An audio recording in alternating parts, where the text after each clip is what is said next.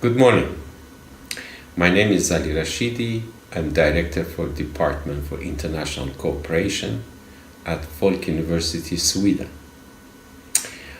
The last 25 years I've been working as project manager and project coordinator for European projects, both within European Union and also in Eastern Europe.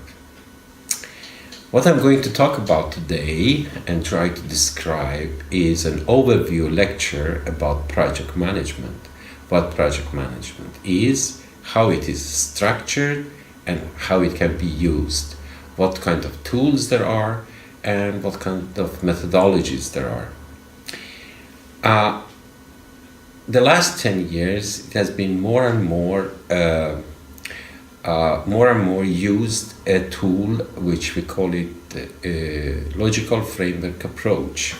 The reason behind it that when you do a project, if you don't understand the problem which is behind the project, which caused that we start a project, it will be difficult to know how to plan the project and what kind of result you should expect. That is why, according to International Project Management Institute in the United States, more than 90% of projects fails. That's why this methodology and the tool has been developed. So I'm going to start with logical framework approach, and after that we go further to project management and how it will affect your project planning. The logical framework approach is a methodology which was developed actually late 60s, beginning of 70s. And it was developed for totally another sector. But during 80s and 90s, this tool and this methodology has been implemented by commercial sector. And today is very popular to use it before you start to plan a project. And now I will make some examples how to use logical framework approach so you will see how the tool is used. In logical framework approach, we are working with three terminologies. One is problem, the causes of the problem, and the effect of the problem. Why we are talking so much about problem? Because projects has two reasons to be created. One could be problem or one could be improvement. Most of the projects, of course, are focused on problems, especially in commercial sector. That's why if you don't understand the problem, we cannot plan a good and efficient project. But how do we understand the problem? That is why we have to study logical framework approach. And as its name is, it's a logical analysis of the problem. Let's go further. Here you see that we define the problem and we start to ask ourselves, what are the reasons, causes behind this problem? And we try first to define areas of causes, and then behind each area we define possible causes which leads to this problem. And then based on that, then we will see what kind of effect this problem has. Because the problem is caused by the reasons behind the problem, and then when the problem is visible, it creates its effect on your business, on your organization, on your people. One very good example is that this is a classical example is used when you want to define. In a city, they realized that the number of bus accidents has increased, and they were seeing what are the causes of this problem. They saw that it could be dependent on the driver, it could depend on the bus, or it could depend on the road. So road, driver, and the bus are the three areas we have to define, we have to analyze, and we have to look more detailed at when we want to analyze the problem. Let's say when it comes to the driver, they are not well educated. They are not educated to be a good driver. So if this is the reason behind our problem of increased number of accidents, so what will be our project? Train the drivers. Or it could be that the schedule which we have, the company, bus company has given the drivers are not realistic. You put a lot of stress on them, and this stress cause accident. Then changing the schedule is the goal of the project. So when you analyze the reasons behind it, then you can better understand what kind of project you're going to plan and implement. And if you go further, why we do this analysis, you see that the problem will give you the specific goal of the project. And the reasons behind the problem show you what kind of result you should expect from your project. And the effect of the problem define for you long-term impact goal of the project. So if we decide that the reason behind the increased number of accidents is bad educated teachers or drivers, then the result, the goal of the project, the specific goal of the project will be to train 50 drivers. What is the result of the project? The project be 50 certified drivers or 50 drivers with a new diploma, which is an indicator, which is a result which shows that we have achieved the goal of the project. And the long-term goal of the project will be increased trust, public trust in the bus company. But if we didn't do this analysis, we just wanted to decrease the number of bus accidents, and we decided that we have to train the drivers. And we train the drivers, but we see the number of bus accidents didn't decrease. It's the same or maybe increased. So then we chose the wrong reason behind the problem and put it on project on that. So, but if we decide that it's the bad schedule for the drivers which is the problem, then you could see that changing the schedule is the result of the project. So this is the main reason why we are using logical framework approach before we start our project, in order to understand the problem. This is so important, and this is the right methodology, right tool to use as a project manager to understand the complexity, the dimensions of the problem in order to plan a good project. So after we have studied the problem and used logical framework approach as a tool to understand the problem and finding the causes and the effect of the problem, so we come to the planning of the project. You could say the process of project has 4 phases. The first phase is project definition. During this, you have to see what kind of activities you need to do, how you should plan this activity, in which order, so you can have a good project plan. Project planning is the phase number 2, and then you define the scheduling, what kind of activity, in which order, when it starts, when it's finished, what kind of resources you need for those activities. When you have done that and created a project team, then you reach the phase 3, which is project implementation. And there you have to use your management skills, because now is not only paper. Now you have people, you have activities. And as you know, a project has 3 dimensions. It's the goal, it's time and resources. And since both time and resources are limited, if you don't plan your activities in a correct way, then your time is finished or your resources are used, but you haven't reached the goal of the project. That's why you need a real well thought planning for your project. You have to build up a structure, project organization, which is suitable for those activities, and you have to train yourself in the management skill of a project. These are the 4 phases which are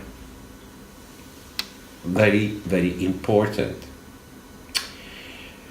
When it comes to project organization, we have 2 possibilities. It depends if it is a line organization or project organization. What is the difference?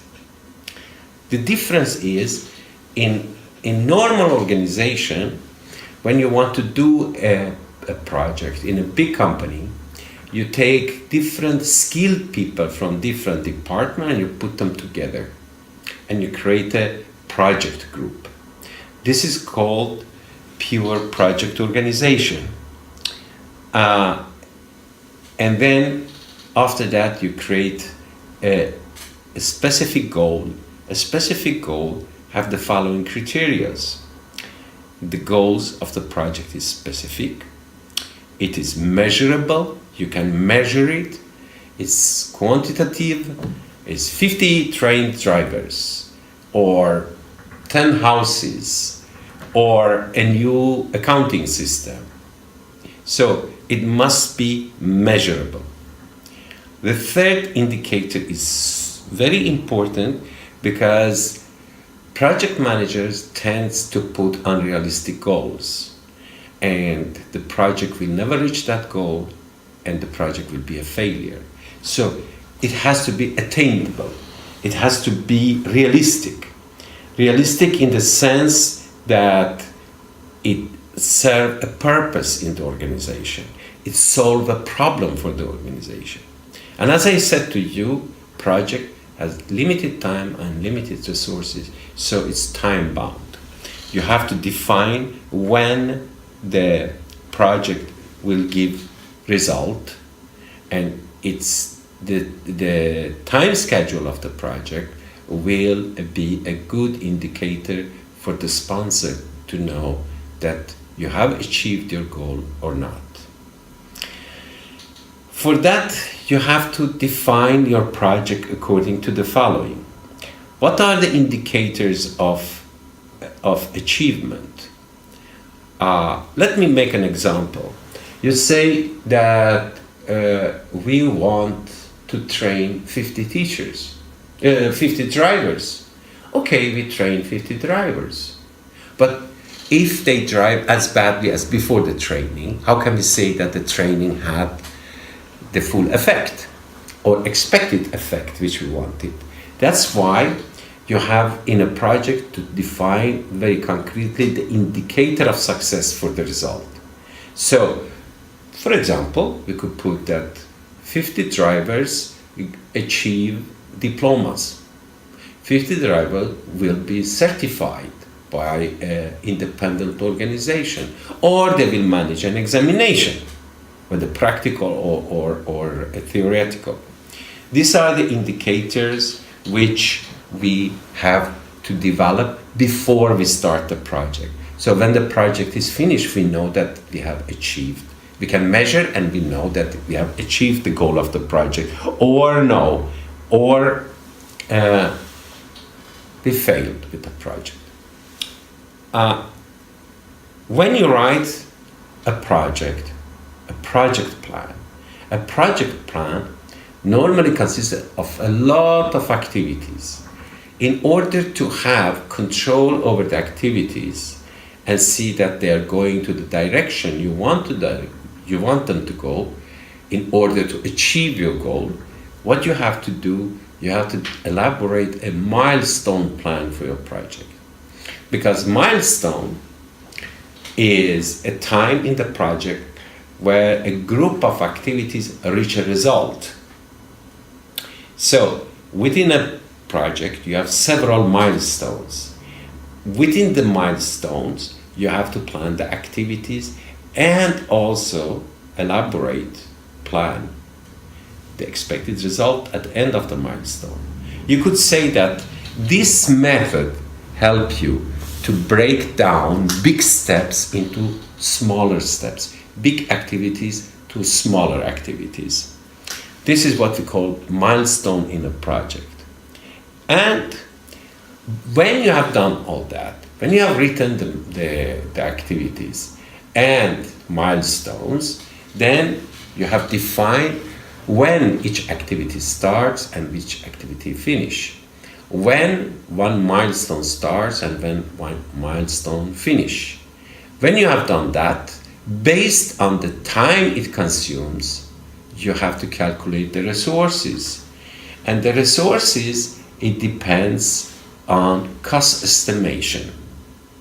Unfortunately, if you don't plan your activities in a correct way, then you reach a certain point in your project where all the planned resources are used and you have to override your budget, which means that you have to go back to your sponsor, those who invest in the project, and ask for more money.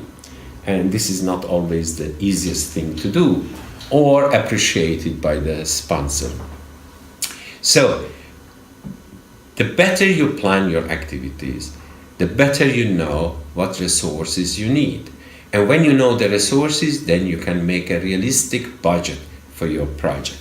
These are the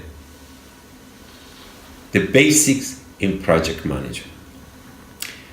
Let's say that you have done a great planning, you have created a good structure for your project, you have done it based on a very, very thorough problem analysis, and you have used logical framework approach. Well done. But still it's a theory on paper. When you come to the implementation, you are not going to do the project alone, you need the project team. And it's the time for you to use your management skills. Let me say some words about project team.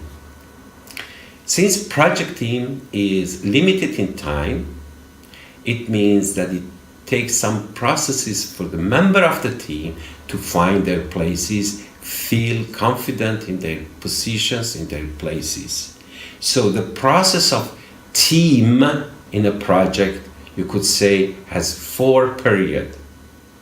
The first period, we call it the honeymoon period. Everybody is very nice to each other. Everybody is very happy. Everybody is polite. And then you reach the war period, when people are competing against each other. They create smaller team against each other, or a lot of conflict comes up to the surface. If you have good management skills, this period of war will be very, very shortened, and you come to the period which we call it doing the project.